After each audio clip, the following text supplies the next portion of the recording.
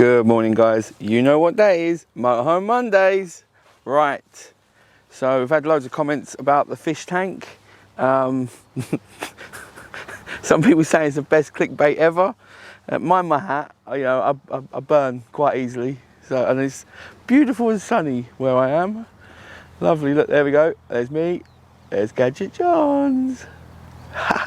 John and Mandy on tour. Just met up yesterday, so had a night off. They're swinging past the area. Oh, look at this. And yeah, why not? Be great to socially distantly meet up and have a laugh between the two motorhomes. Yeah, but the fish tank video, brilliant, absolutely brilliant response. People are loving it, absolutely loving it. It was a joke, but I do use it, and it does look pretty cool. So why not? You got to have a laugh, haven't you? You got to have a laugh. So right, let's crack on with this week's questions. What do you store in the back box of your motorhome, and would you recommend having one? So I'll put a little bit of footage over the top of the back box, but no, I wouldn't recommend having one. They are good for the storage, don't get me wrong, but overall the temperature is really irregular in them, and they just get mouldy. Like if there's anything fabric in there, that's it, you're done. There's going to be a little bit of mould in there, because when they're hot, they're too hot. When they're cold, they're too cold. They sweat everything. And you don't actually get that much space in them, in all fairness. So I've been like stripping mine out as much as I possibly can. I've only got a little bit of barbecue stuff in there now. I do plan on getting rid of mine, and keeping the actual bike rack, so then I can put a bicycle, and I can go for nice bicycle rides with a nice basket and a baguette on the front with a bunch of daisies. That would look good, wouldn't it? That would look good. But all right, let me go back this way. I'm just roaming around the field. Yeah, as you do. Next question. If money was no object, what motorhome would you buy from the 2020 lineup? Now, I'm going to be honest. I haven't looked at the 2020 lineup. I haven't looked at the 2019 or the 2018 lineup. I wouldn't buy a new one. There's your answer, straight up. I wouldn't buy a new one. I'd go and buy, if I had to go buy one tomorrow and you gave me the money, I'd go and buy a 5-year-old one. That'd be fine. 5-year-old one, similar to mine, maybe a little bit bigger. Few more features if you could. But no, apart from that, I wouldn't be buying a brand new one. There's just no point. There's just too much money lost. As long as it's got service history, habitation checks, and you do your research and what you're going to buy, then I don't see a problem. In all fairness, of buying like a 5-year-old one or even a 10-year-old one, you save the money and then go travelling. Next question.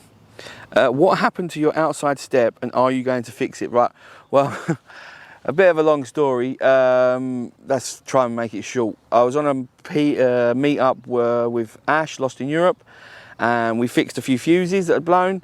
When we left the site, the step decided to lower itself, and it was started screaming and bleeping. Didn't know what it was, because I've never heard that bleeping before. So I pulled over just as I left the meet-up area, and I clumped the curb, so that bent it. Got it back up, that's what she said. And then when I was at another meet-up, Womble Kev, got a ratchet strap and to the tyre to straighten it back out, which then worked.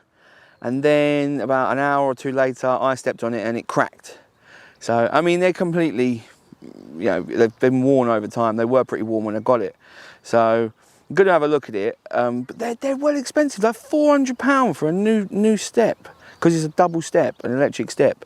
And in all honesty, I don't really use it, only when I'm at meetups. So say now, I'm going to be jumping in and out of the motorhome. So the steps would be useful. But because they don't ever go to the full ground, they're always floating. I'm not exactly petite, so they're always going to have a little bit of give. So I need, if I do replace them, I need to have something underneath them to take that give, so between the ground and the bottom of the step. But yeah, 400 quid for a step that you don't really use, because I always get in the driver's side door, obviously, and then I'm in. Don't really need to do anything else then. I've got people arriving to this field and they're just looking at me because I'm right here. They're just like, oh yes, who is this? Filming. What is the arm that you've got on your desk to hold your tablet?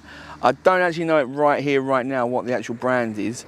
It is pretty good. It is quite sturdy. It's a bit of fiddling to get it to the position you want it to hold the tablet, and it's not going to hold a real heavy tablet. Mine's a Galaxy Tab S2 or Tab S2. It's quite an old one, but still works fine.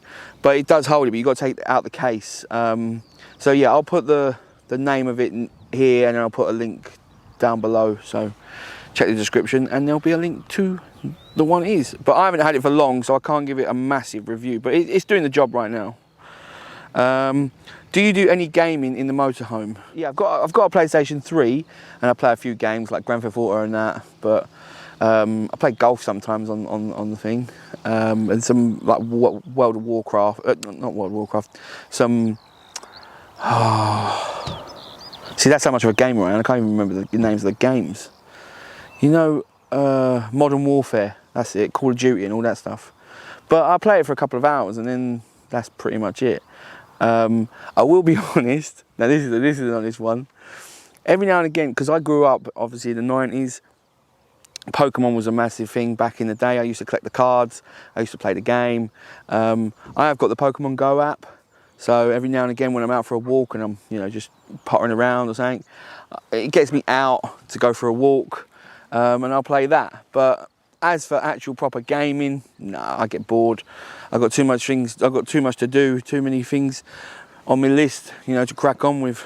Unfortunately, I've seen in your last few videos that you've got 3 inverters.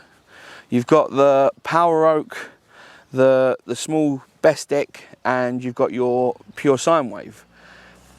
And the question is, how comes you've got 3? Do they have their own individual uses?